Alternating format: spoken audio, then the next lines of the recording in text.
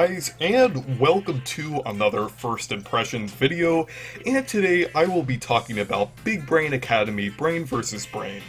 And so far, even though this game is a lot smaller and has a limited amount of content, I do feel like it's still a pretty fun game, and it's just really fun overall, and I do like that there's a lot of single-player content in this game, because they were advertising that it would be multiplayer-focused and everything, but I kind of feel like it's a split between both.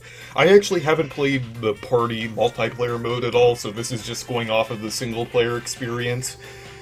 But I feel like it's comparable to WarioWare in some way, and also Brain Age, because I actually haven't played any games in the Big Brain Academy series. This is my first one, so this is kind of my impressions of those games too. I'm not sure how different this one is from the other ones, but overall I'm getting a lot of vibes from both Brain Age and WarioWare, because I almost feel like it's kind of a combination of the two.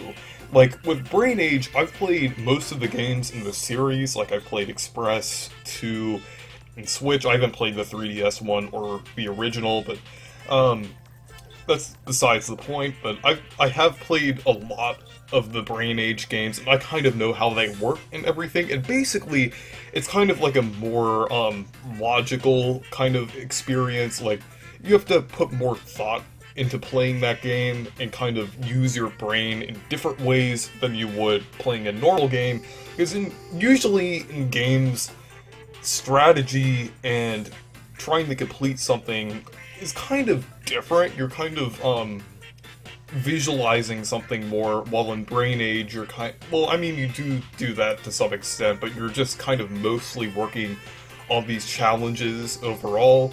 And how this game with Big Brain Academy Brain vs. Brain, how it compares to WarioWare is that you complete challenges over and over again to get a higher score, and you have to do them quickly because it does have like a timer and everything. But even though WarioWare doesn't really have like the same format and everything, I feel like the way you complete each game is kind of similar to WarioWare, with how with trying to complete games quickly and then racking up a higher score and everything.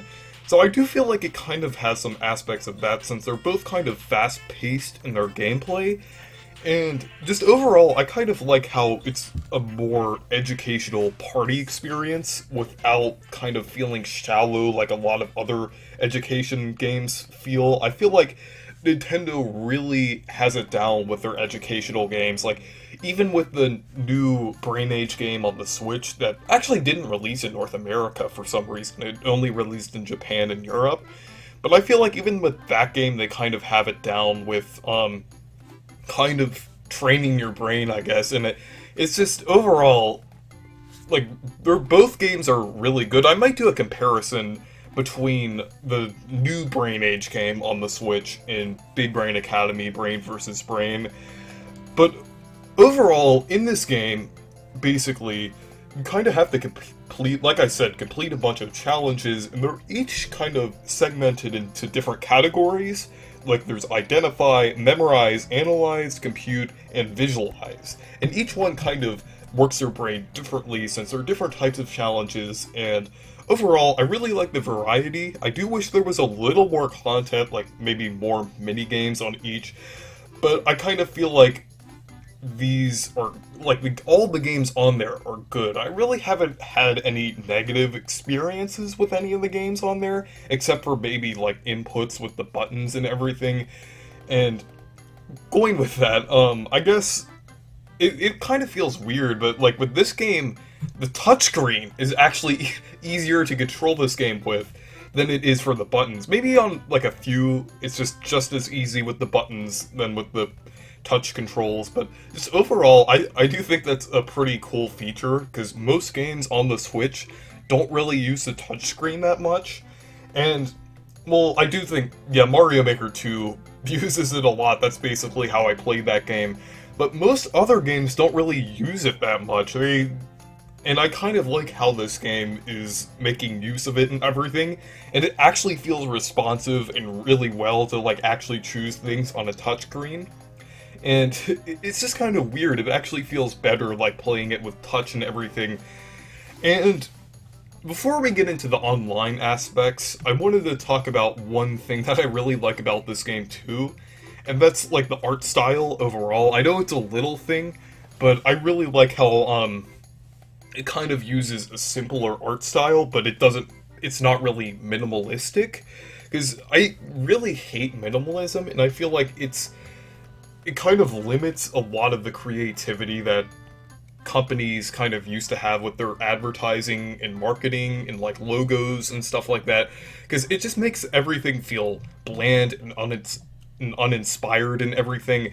And while this game kind of has the impression that it's like kind of like that, I do feel like that there is a lot of soul in the art style in this game, and it almost reminds me of like games from the 2000s, like from the DS and Wii era, which makes sense since that's where the Big Brain Academy series originated. So it makes a lot of sense that it kind of retains some of that older feeling that the older games had. I haven't played the older Big Brain Academy games, but I'm just kind of speaking from someone who grew up in the Wii and DS era. And kind of talking about the characters again, I really like how there's a collectible aspect of the game, because basically after you complete the challenges and also online challenges, you can get coins that will add up to get like different things for your avatar. And it would have been nice if they used Mii's as an avatar, but I really like how they have their own thing here. It kind of makes this game a little more special than other games, because there is some things that it does in this game that I really like with the different art style and the aesthetics.